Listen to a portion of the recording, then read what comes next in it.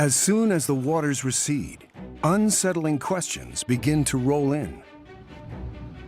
Was Sandy a freak event or a window into our future? We live in a new era. Greenhouse gases like carbon dioxide generated by burning fossil fuels are building up in our atmosphere, insulating our planet, holding in more of the sun's heat and driving the temperature up. The Earth's climate is changing. No one knows exactly how that will affect our weather day to day. But there's one thing scientists agree on.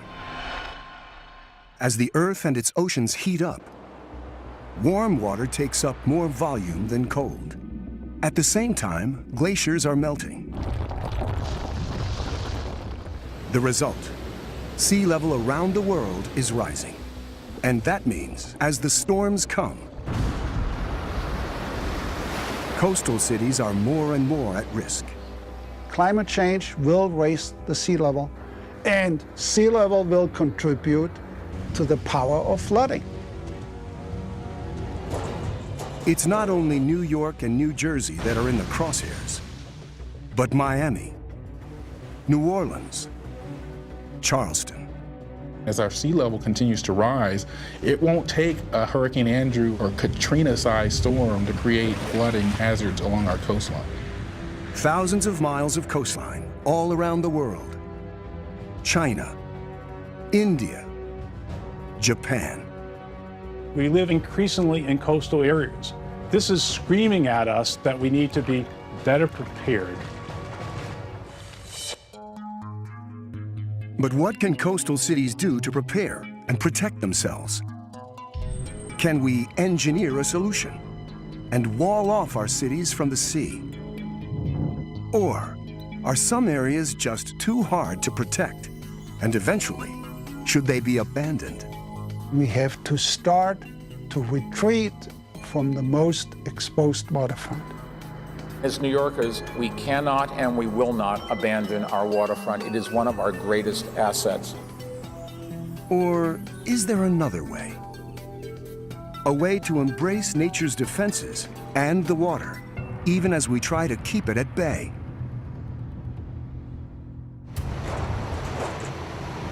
Sandy should demand a national response.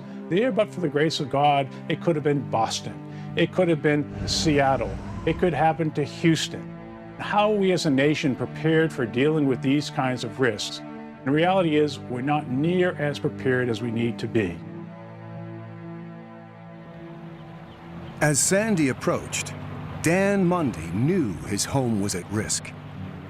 The retired firefighter lives in one of the most flood-prone neighborhoods of New York City, Broad Channel. It's a sliver of an island in the middle of Jamaica Bay, on the southern end of Queens. Elevation above sea level, about 4 feet. It's very unique what we have here. It's very different.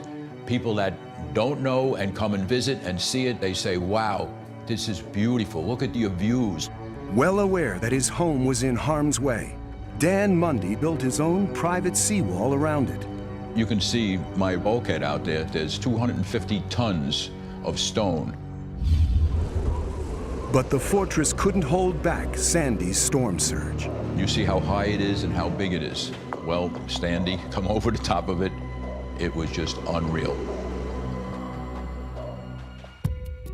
This storm, it just went beyond whatever anybody could do.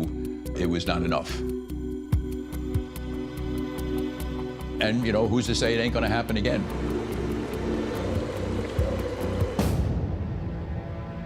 That's the question haunting thousands whose homes were damaged or destroyed by the sea.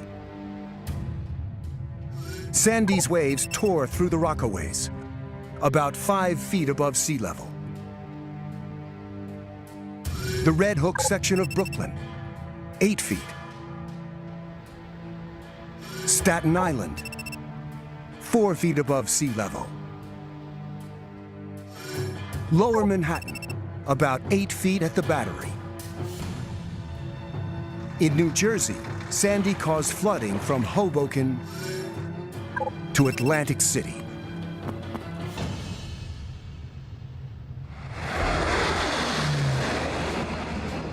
around the region, and around the world, the question is not if it will happen again, but when and how often. We know very well a mean trend where things go. The sea level rise will not go down. We know that for sure. What scientists don't know for sure is how fast it will rise. Over the past century, sea level around New York is up about a foot, partly because of subsiding land. But how much will it rise in the next 100 years?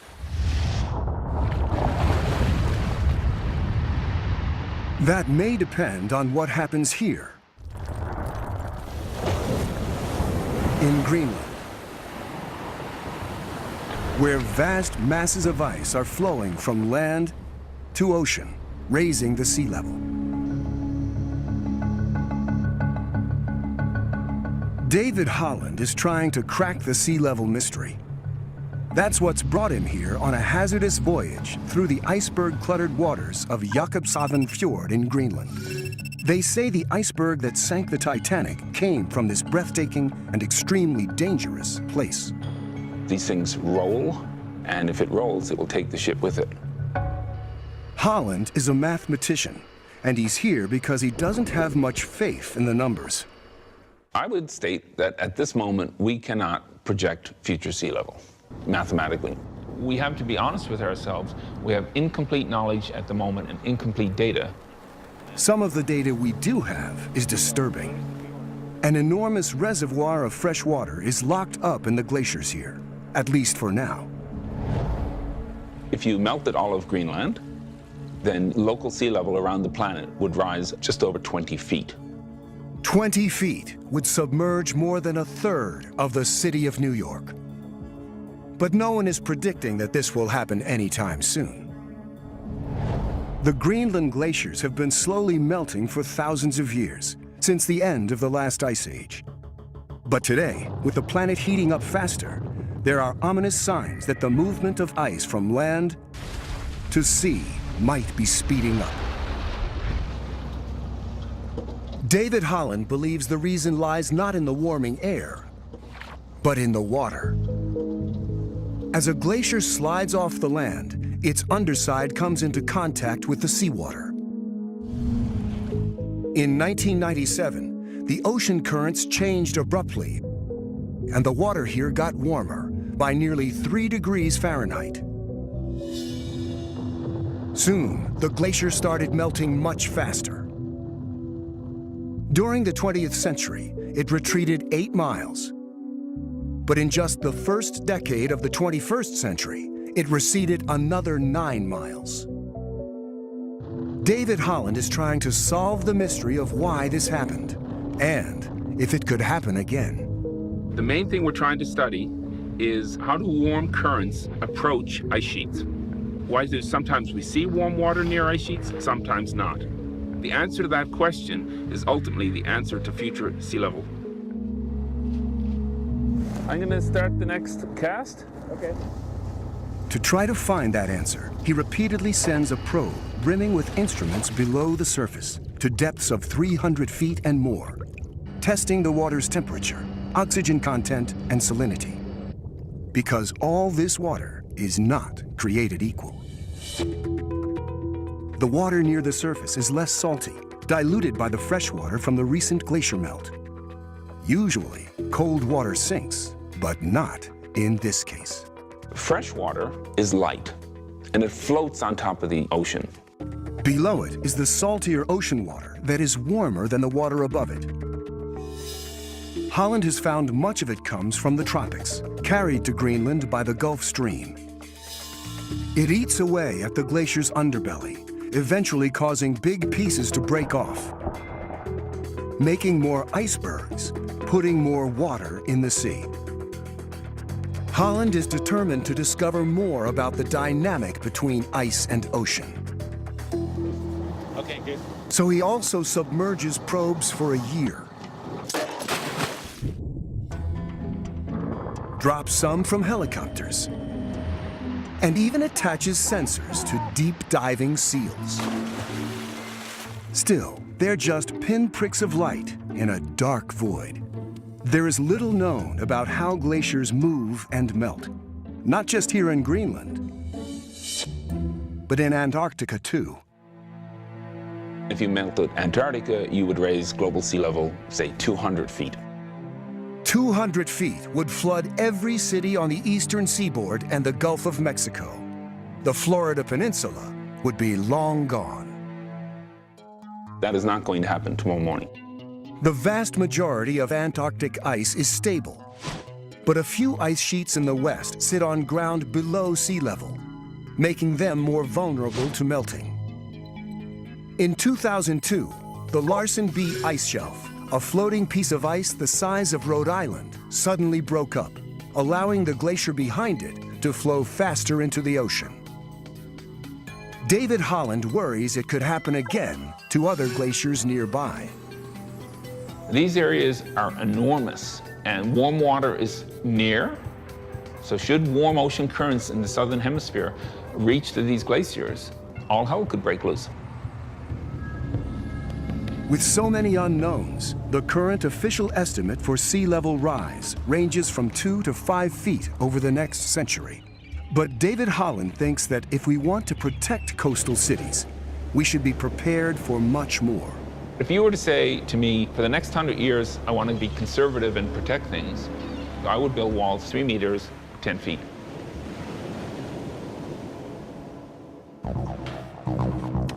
When it comes to flood protection, Holland knows firsthand some of the dangers of building too low. Is it sinking? Because when he's not investigating the glaciers of Greenland, he lives here, in the heart of Manhattan.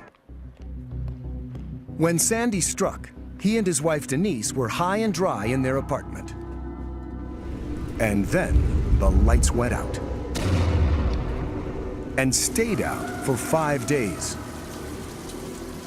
There was no power, no heat, no water. It was surreal. The concept that this major city, Manhattan, with this massive infrastructure, could be brought to its knees by a storm was just chaos. The Hollands were among the 250,000 New Yorkers who were in the dark because of this spectacular event.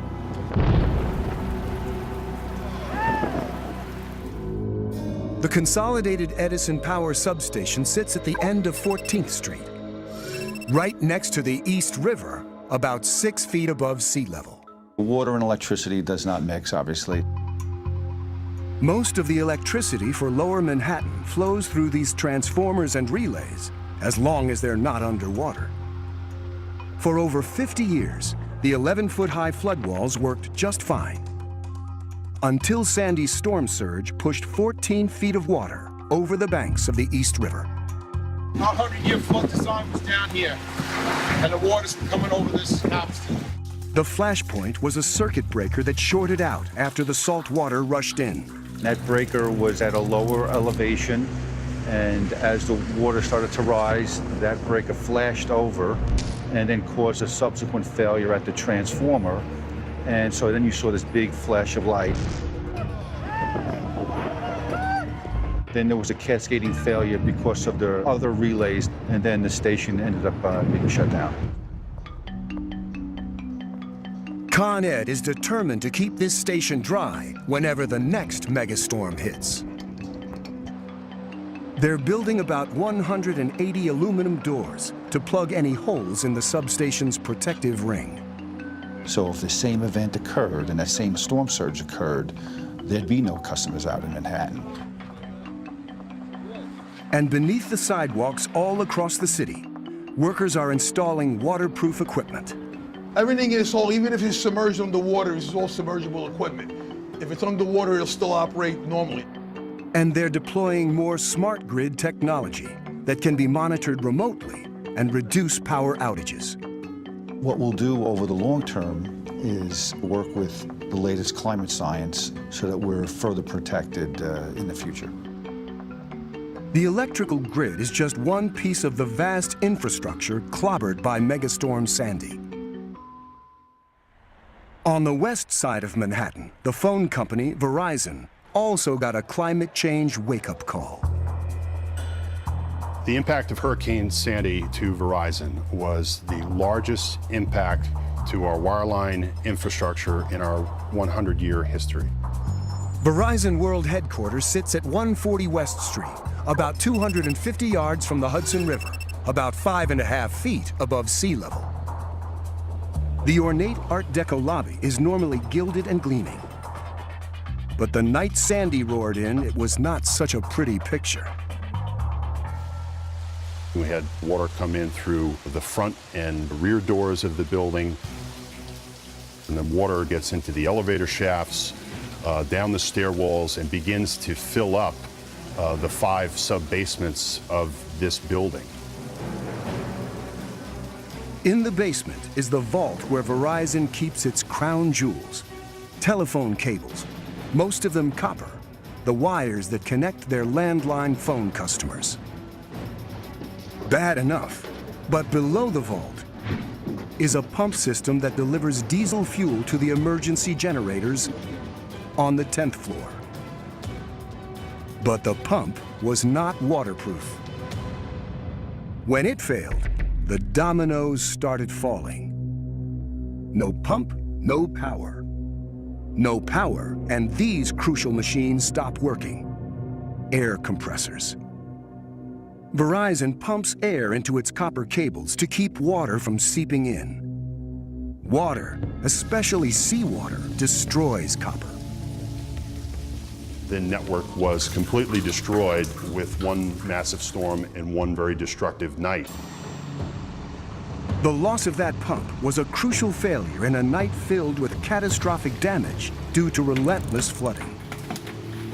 By morning, the land-based phone lines in Lower Manhattan were almost totally wiped out, right in the financial capital of America. But there was, literally and figuratively, one glimmer of light amid the unimaginable mess: fiber optic cables.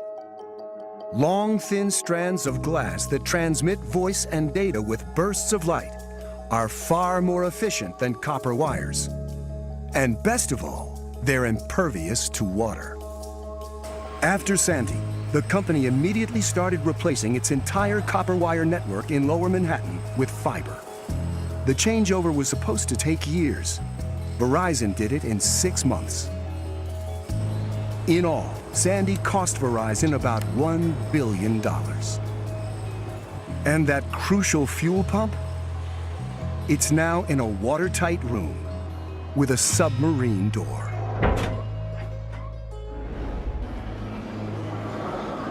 Protecting New York's vulnerable and venerable subway system may be the biggest challenge of all. Sandy caused about $5 billion worth of harm to the nation's largest transit system. Hardest hit, South Ferry Station, at the southern tip of Manhattan. The station was only 3 years old, built at a cost of $550 million. The day after Sandy, it lay in ruins. One of the culprits is believed to be this bundle of lumber, 2x8s. After becoming flotsam in the roiling seas, it tore through the makeshift barrier workers had erected at the station's entrance as Sandy approached. It was probably like a battering ram. When that wave effect came and the surge, it just probably just blew right through. I mean, and that was it. And where it came from, nobody knows. I don't want to say, I don't want to give Jersey a bad name, but it came from somewhere. More than 60 million gallons of seawater came rushing in, filling the station almost to street level. You try and prevent it, you try and deter it, you know, and that's the best thing you can do, but can you really actually stop it? It was not for lack of trying. As Sandy bore down on the city, transit workers frantically fought to stem the tide with inflatable dams, sandbags, and plywood. But there was no stopping the water. Subway stations, rail yards, and 9 tunnels flooded. Water was coming from everywhere. There was no way of stopping it. You needed Superman, I guess. At the Hugh Carey Brooklyn Battery Tunnel, which normally carries cars and trucks between Brooklyn and Lower Manhattan, there was little they could do. We abandoned the place. We basically pulled everybody out of here. Oh, come on, we gotta go. 80 million gallons of seawater gushed in. The tunnel was practically full.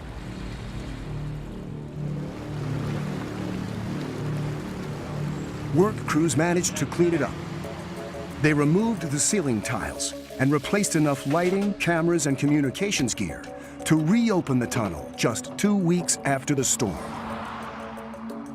But there are years of work ahead to get things back to their pre-Sandy condition. 10 months after Sandy hit, engineers tested a water-filled emergency dam that might offer a layer of defense for the tunnel the next time. They're also considering this idea from West Virginia University, an inflatable plug. In the meantime, carpenters have erected this plywood wall at the low point where the water gushed in. But in the long run, will plywood and inflatables and other small-scale changes be enough to protect this metropolis? If I made this airtight and we did not allow the 66 million gallons of water that we pumped out to come into our system, where would that water be? It would be in the streets and would be in the basements and on the first floors of all the buildings surrounding. So it's more than just us preventing the water to come out. It's got to be a really regional issue to decide how do you deal with something like that.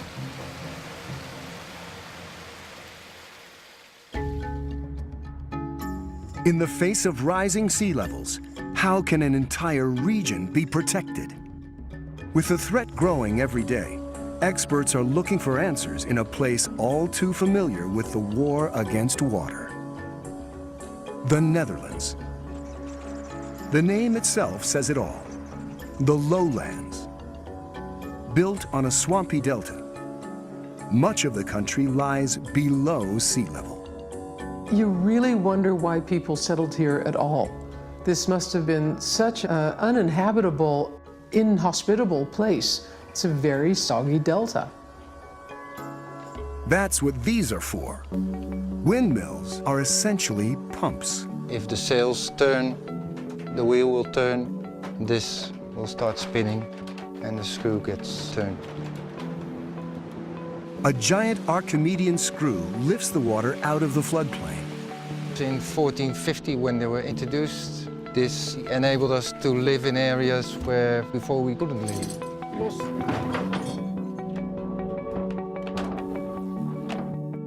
And then, of course, there are the dikes, or levees. Massive walls, usually made of earth, built to hold back floodwaters. So really, that's what the Dutch have been doing for a long time, is defending their country from the water, and defending also implies the feeling of the water as an enemy. In the winter of 1953, the enemy got the upper hand. A violent storm blew in from the North Sea. It was there Sandy and Katrina combined.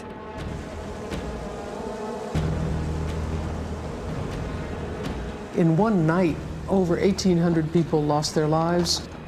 Several 100,000 lost their houses. About 1 million animals drowned. My family knows what it is when your house is blown away by the water. And after that flood, we said, well, this may never happen again. And that was the reason for designing the Delta program. Joost Geluk is an engineer for the Delta program, or Delta Works, the massive flood protection system launched in the wake of the '53 flood. In addition to a reinforced system of dams and dikes, locks and levees, the Dutch added what they hoped would be the ultimate weapons in water defense: enormous storm surge barriers across the mouths of rivers and estuaries. Protecting Rotterdam Harbor are two giant gates, together bigger than the Empire State Building, designed to swing shut if the North Sea threatens. And bigger still, 50 miles southwest of Rotterdam, a 5.5-mile-long storm surge barrier with 62 doors, ready to close at the push of a button.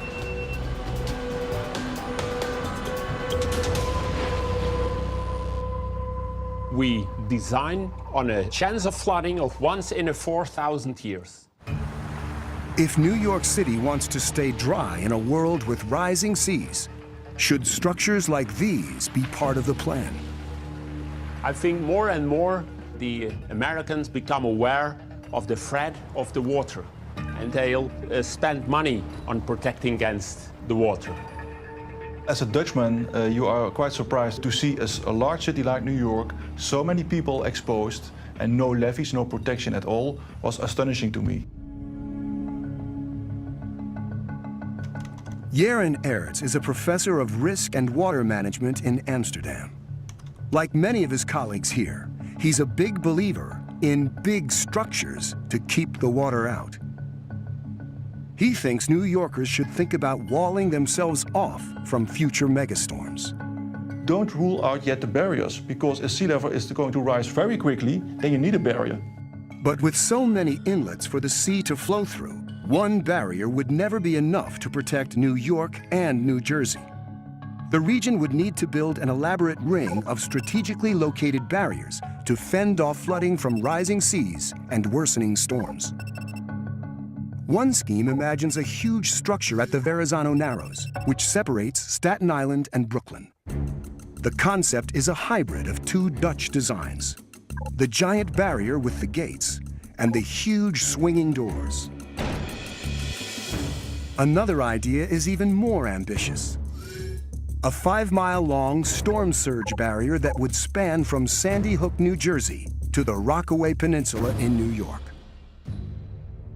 Engineer Jonathan Goldstick would love to build it, though he admits Fortress New York would cost tens of billions of dollars.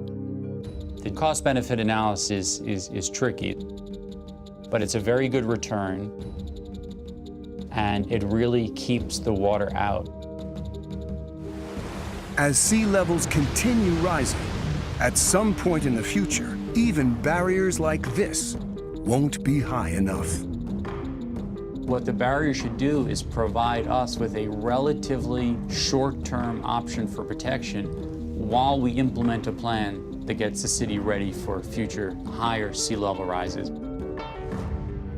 If I were king of New York, I would build it. But if billions are spent on colossal barriers, will New Yorkers be left with a false sense of security? And might that delay action on the crucial question of how and where to build? It looks like, wow, there's this incredible benefit. But essentially, we have delayed the problem. Even in the short term, giant barriers can cause huge problems. Just ask the Dutch. There were a lot of unintended consequences. It's turned out that a lot of this intervention to keep the water out has had a detrimental effect on the country's ecology. Behind the permanent seawalls, they created stagnant lakes that are plagued by noxious algae blooms.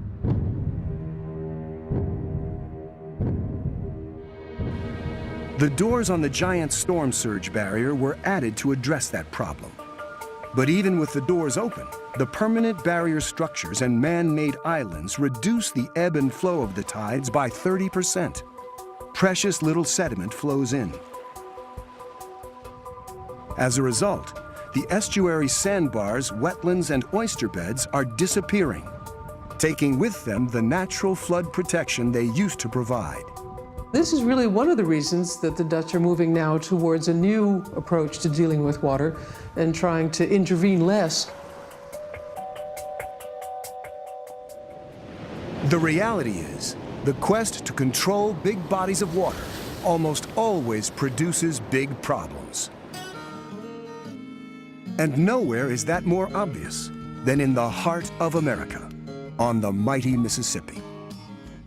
Since the 19th century, the U.S. Army Corps of Engineers has been on a mission to prevent flooding and keep the river in its place with big reinforced levees and giant articulated concrete mats laid along the banks to prevent erosion. What we did in the 20th century was we really isolated the river from its delta plain. Then we decided that we really needed to essentially eliminate flooding from the Mississippi River under most circumstances. Geomorphologist Denise Reed understands that rivers are meant to flood. That's why here in Bayou country south of New Orleans, she lives in a house on stilts. One of Reed's biggest worries is that in our fight to stop flooding, we've essentially turned the river into a giant concrete pipe. The sediment that comes out of the end of the Mississippi comes out of that long pipe that we've made. That essentially drops down into fairly deep water. That's not the way it used to work. The way it worked for thousands of years allowed sediment to spread out at the mouth of the river, creating the vast wetlands and swamps of the Mississippi Delta. But today, the Delta is starved of sediment. As a result, every 40 minutes or so, an area of marsh the size of a football field vanishes. It's almost like a Swiss cheese effect. We've lost, I guess, since the 1930s, an area the size of Delaware. That's a pretty large area. Those vanishing wetlands and marshes are nature's best defense against a storm, acting like giant speed bumps for waves surging in from the sea. In the world of water control, they're known as soft defenses. So imagine the storm surge coming in. Instead of moving across a very smooth, sandy bottom, it's moving across a rough surface. And that really starts to take some of the energy out and slow down the storm surge. But by how much? To try and find an answer, the Corps of Engineers is using a complex model that runs on this supercomputer. Hydraulic engineer Jane McKee-Smith has simulated a typical storm without the benefit of the wetlands that exist today near New Orleans. You get larger storm surge and bigger waves hitting the area. And certainly if you look back the way they were hundreds of years ago, you would see a protective benefit from those wetlands. So it's a very big issue. And if they continue to degrade, then clearly the city of New Orleans is not going to be protected the way we think it is now. New Orleans sits right in the midst of the Mississippi Delta. Today, the city is regaining its swagger, in part thanks to this: 133 miles of new surge barriers, levees, flood walls, gated structures, and pumping stations that now ring the city. The $14.5 billion project, the epitome of hard defenses, was built by the Corps of Engineers in the wake of Hurricane Katrina. We moved the perimeter outward, and so in some ways, we took the fight out to the storm surge instead of letting the storm surge come into the city.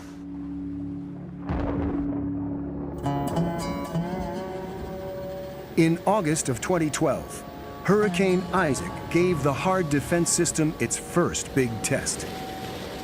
The storm brought 80-mile-an-hour winds and a surge that was only 2 feet lower than Katrina. This time, the city did not flood. But Denise Reed worries that if things don't change, this low-lying city will not be safe for long. If we have a city behind a levee and just open water on the other side, I don't think anybody thinks that is as good a condition as having a city and a levee and extensive wetlands on the other side. To make matters worse, scientists say the city and the wetlands are sinking or subsiding. The state of Louisiana is fighting back, pumping millions of tons of sand onto barrier islands and decimated marshes. The goal: engineering a solution that replicates the way nature disperses that famous Mississippi mud.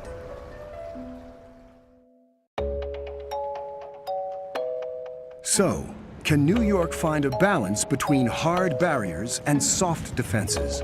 We're going to pull up the ropes and check them out. Landscape architect Kate Orff prefers the soft approach. This is a typical blue mussel that we're looking to recruit on this rope. Orff says the blue mussels clinging to these ropes could be a lifeline for New York Harbor and help the city survive a wetter future. The mussels are a keystone species, the first small step toward Orff's grand vision, a harbor filled with vibrant shellfish beds and small islands, offering a natural defense against high water. You can't just think about resiliency as closing the gates, putting up a giant seawall, but rather through introducing reefs and offshore islands, ecological systems and marine life can play a role in making a more resilient harbor. I think we've learned over the past 100 years that you cannot isolate these problems, that we live in an ecosystem where everything is interconnected. Wow. Even though retired fire captain Dan Mundy spent a lot on hard defenses at his waterfront home in Broad Channel, he's an evangelist for the gospel of soft measures, especially in the marshes of Jamaica Bay. As children, we used to drive our boats through these, so we knew these islands, these marsh islands, like the back of our hand. We knew how wide the creek was, we knew where the turns were and whatnot. Then, in the 1990s, he noticed that things were changing. The creeks got wider, the openings fell apart, and instead of coming in and making a turn, it was just a big opening. Along with his son, also Dan, Mundy collected old maps and aerial photos of the marshes and compared them to new views. And when we looked at the interior of the marsh, looking like overhead and looking down, we found out the whole interior was like a cancer. It was eaten out from the inside out. The Mundys helped launch a scientific investigation. The findings were chilling. Jamaica Bay was losing 33 acres of marshland a year. Eventually, scientists believe they found the culprit. Polluted water was killing the seagrass. These plants that we see, the roots are like arteries. They go out feet. Without the web of seagrass roots knitting them together, the sandy islands dissolved away. Since then, the Mundys have spent years trying to save the marshes, with impressive results. Today, pollution is down. The water quality is up. They've helped raise millions of dollars to rebuild many of the islands, including this one. And they organize volunteer groups to plant new seagrass to hold the sand together. And look at this. We have new growth coming up in this area. That's the most encouraging thing that I've seen since I started this project, because this means that they're going to be well established. We can let this go by itself now. The Mundys are stubbornly committed to this place, even though they live on the front lines of the battle against sea level rise. We're not moving. Little water ain't scaring us away.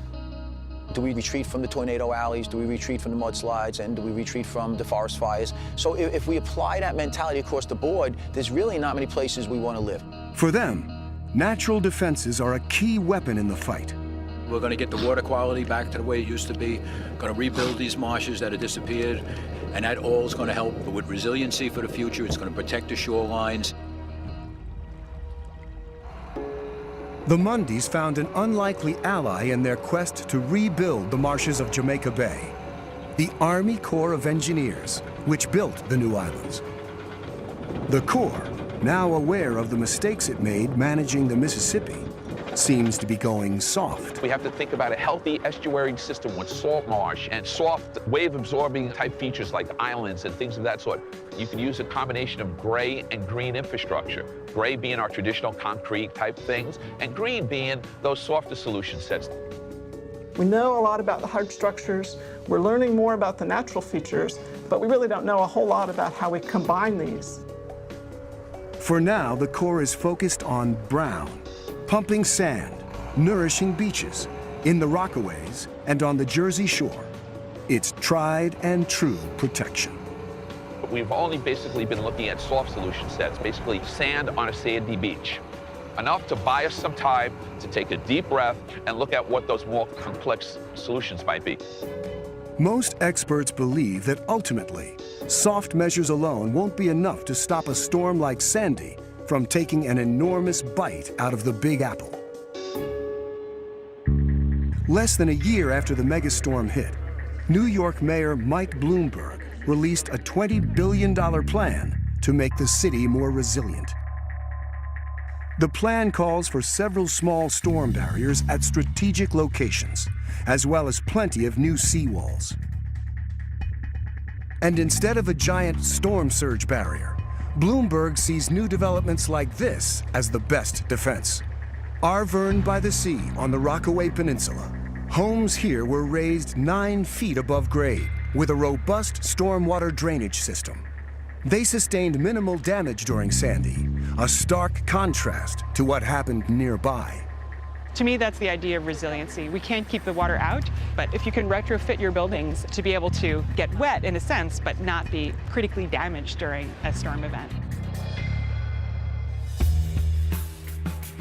This sea change in attitude, accepting that sometimes you have to let the water in, is exactly what's going on in the Netherlands. The whole foundation on which the water safety system is built is really being subjected to a critical revision.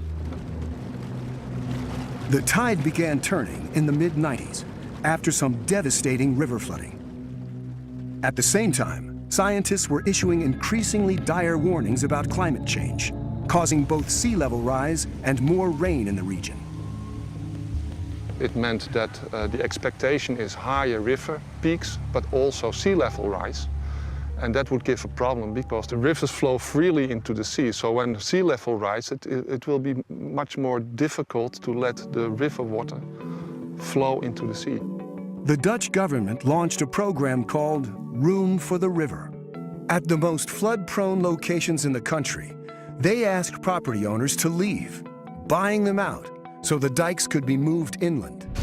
So when floodwaters come, they will flow onto empty land without damaging homes or businesses.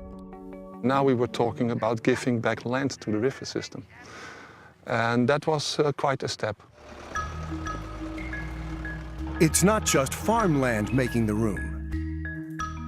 In the city of Nijmegen, they're reshaping the landscape to make some space for the river wall, bulldozing a peninsula, leaving just a small island.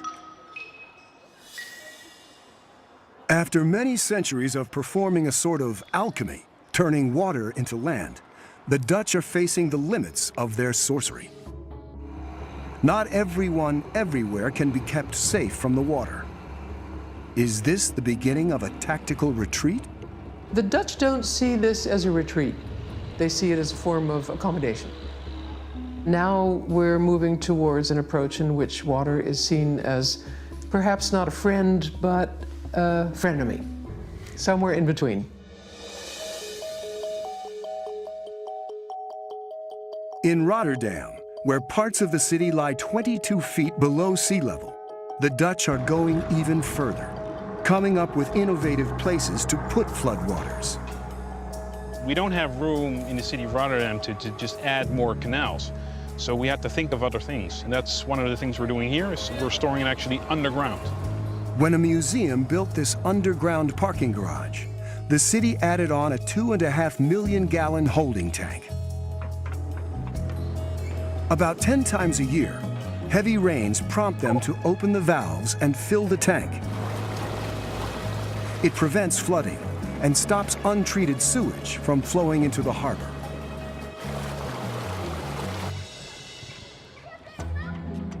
The city is also creating public plazas that are walled and tiered, so they can double as retention ponds. When it starts to rain, I mean, this fills up and all these terraces fill up, and kids just love it. I mean, they put on their boots and they just run through it. Another, more elaborate one is under construction near a high school. When it rains here, the playing field will fill up and hold water until the pumps and sewers can handle it.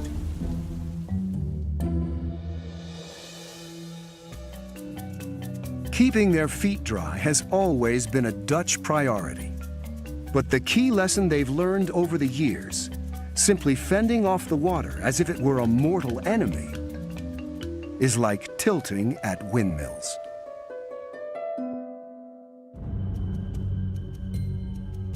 Whatever New York does, its defenses could be challenged sooner than expected. Because not only is sea level rising, but future storms could be more destructive. When Megastorm Sandy hit the Northeast, many asked whether this monster was the product of climate change. It's not clear to me that this storm was caused by climate change, but I think that we are in an era where climate change is likely increasing the risk or probability of certain types of extreme weather events. Climate models suggest that overall, the number of hurricanes might go down. But the ones that do form could be even more powerful than they are today. What all the models in theory seem to agree on, at least globally at this point, is that the frequency of the very high intensity category 3, 4, 5 events should go up. Hurricanes are giant heat engines fueled by evaporation from the warm surface of the ocean. Once a hurricane gets revved up, a warmer climate means more evaporation and a stronger storm. If you look at the most powerful hurricanes on the planet, they have winds near the surface of about 200 miles per hour. It's conceivable that 100 years from now, the top ranking hurricanes will have wind speeds of, say, 220 miles per hour, about a 10% increase. That may not sound like very much, but as wind speed increases, the potential for damage rises exponentially. So you're talking about something that's half again more damaging than current hurricanes. That's what we worry about. Bigger storms, higher seas. Is a retreat from the water inevitable?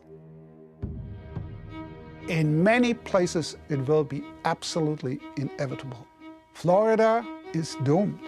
Not today, not next year, not next decade, but 200 years from now, there will be one big swimming pool. So does it make sense to invest in expensive projects like beach renourishment, year after year, to protect a way of life that may not be sustainable?